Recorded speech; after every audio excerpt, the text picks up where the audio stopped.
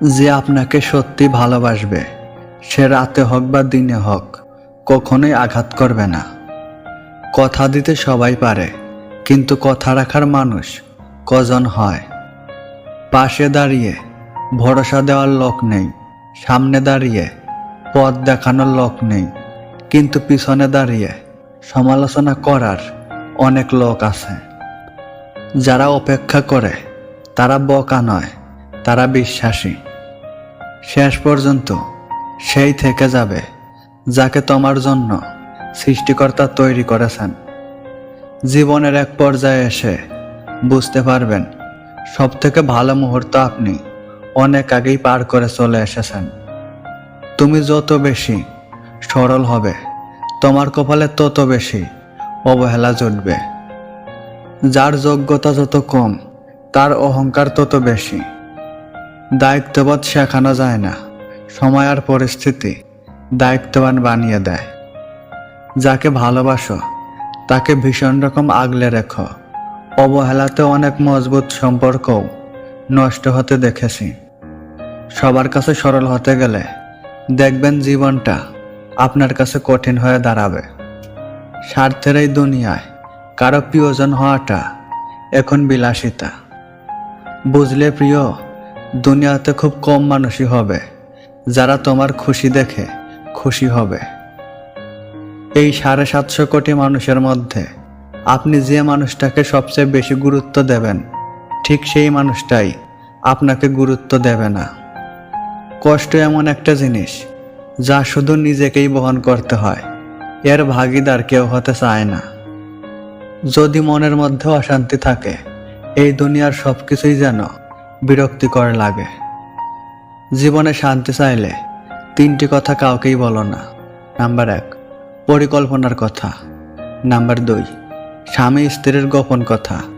Number 3, নিজের গোপন অকর্মের কথা। যে তোমাকে পাওয়ার জন্য কখনো পাগলামি করেনি, মনে রেখো তোমাকে হারানোর ভয়ও তার নেই। তুমি শুধু তার অপশন, তার ভালোবাসা না।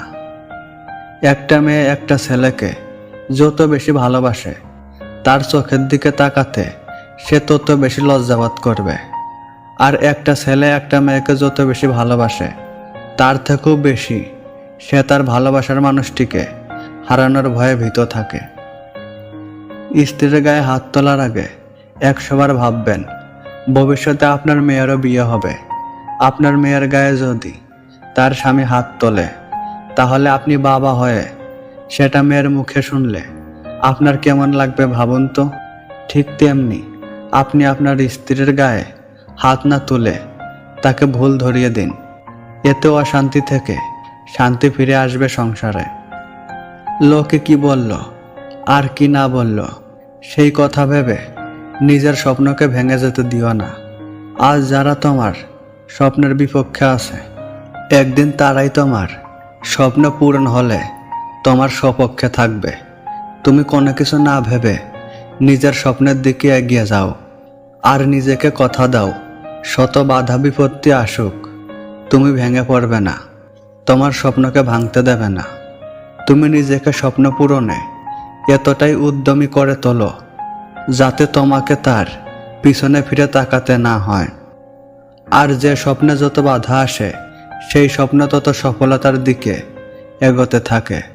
লাগুক না একটু সময়, তাতে কি হয়েছে। সব সময় মনে রাখবেন ভালো জিনিস পেতে একটু সময় লাগে। আমরা ভালোবাসার কমতি রাখি না বলেই বেঈমান মানুষগুলো মন ভাঙার সুযোগ পায়। কেউ জন্মগতভাবে খারাপ হয় না, খারাপ বানায় কিছু বেঈমান আর আশেপাশের পরিস্থিতি। কিছু আঘাত মানুষকে চিনতে শেখায়, কিছু কথা জীবনকে বদলে দেয়। কাঁদতে কাঁদতে চোখটা ক্লান্ত হয়ে যাবে, কিন্তু স্বার্থপরেরা কোনো খোঁজ খবর নেবে না। কেউ গুরুত্ব কমিয়ে দিলে তার পিছনে পিছনে না ঘুরে আপনিও দূরত্ব বাড়িয়ে দিন।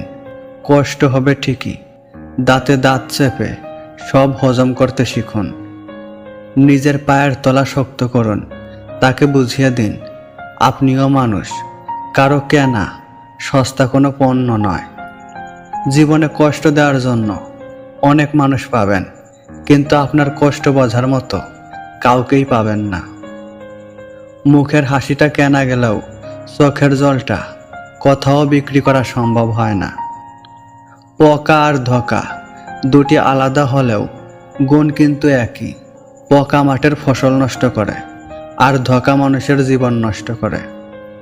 তুমি একবার নিচে পড়ে দেখো, কেউ আসবে না তোমাকে ওঠাতে, কিন্তু তুমি একটুখানি উড়ে দেখো, তখন ঠিকই আসবে তোমাকে নিচে নামাতে। নারীকে ভক্ষণ করা পুরুষত্ব নয়, নারীকে রক্ষা করাই পুরুষত্ব।